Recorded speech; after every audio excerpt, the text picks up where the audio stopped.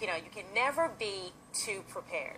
Today we're going to go over some crime prevention and general safety tips that could save your life or the life of someone else. And Harry Sosa from the Charleston PD is here to go over some hypothetical scenarios, if you will, that you may find yourself in and the best way to handle them. And I would imagine, first of all, welcome. Thank you for doing this community service for us. I would imagine that most people in the backs of their minds, they're thinking, oh, nothing will ever happen to me. I would never be a victim of crime. But they shouldn't think that way. Not at all. Not at all. We tell them crime to us is a like emergency preparedness. You just prepare for the worst case scenario, even though you hope it doesn't happen. Yeah, and when we say crime prevention, explain that. What are we talking about? Well, we consider it 3 stages. One is preparing for something that might occur, something that is occurring, and then what to do afterwards. So let's talk about that, and let's break it down for people. How do we get ready?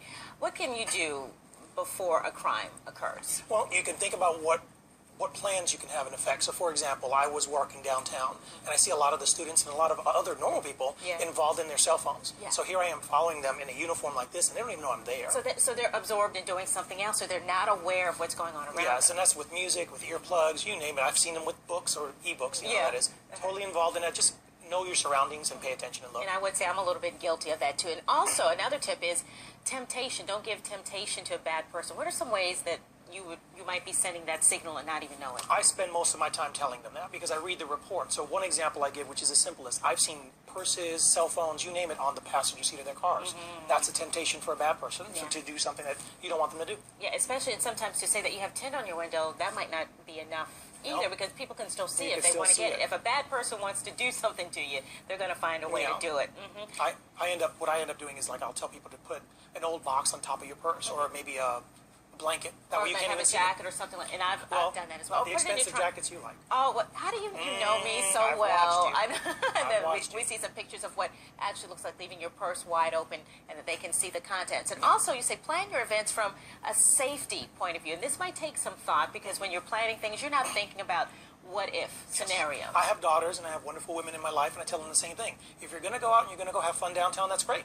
Get together with your girlfriends, go as a group, and when you come home, decide not to go to your home. Instead, spend the night at your girlfriend's house, so now you both are walking home and not in the dark by yourself at the end of the night. Absolutely, because that can be very, very scary. You're also opening yourself up. Now, after, God forbid, a crime happens, there's some certain steps that you should take as well. Well, when a crime happens, I tell people, for example, never leave with the person. Just make that decision to just never leave with that person. Do what you can.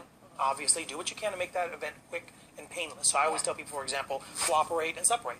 Do what you need to do. If they're asking for your money, your purse, your jewelry, give it to them. After that, it's don't bye, try to see you argue later. with them or try to, stand down with them. Quicker is better. Yeah. The quicker that event happens, they want it to be quick, they want to be gone, let them go. So during that event, that's what we tell them. And also, you say be observant.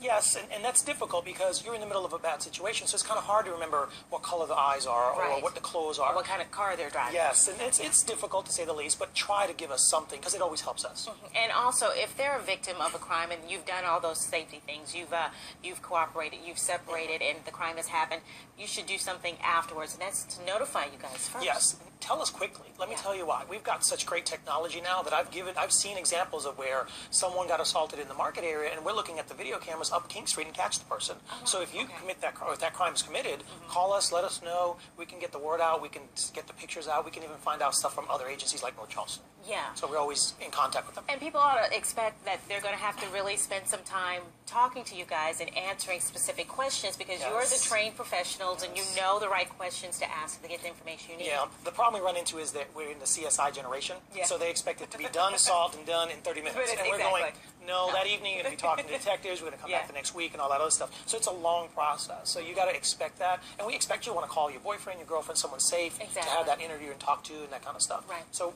I just want you to understand it's not 30 minutes and it's not an hour show. All right. Well, thank you so much, Officer Sosa. Some great tips. Everybody, please keep that in mind. Thank you so much. Thank you. I'm going to try to do that because I'm always wearing it, like my expensive jackets on the back seat. Call me. Call me. I'd be more than happy to drive by and take a picture of that and show it to you. Okay, great. Thank you so much. Thank you. Take care. All right. Stay with us. Miss South Carolina.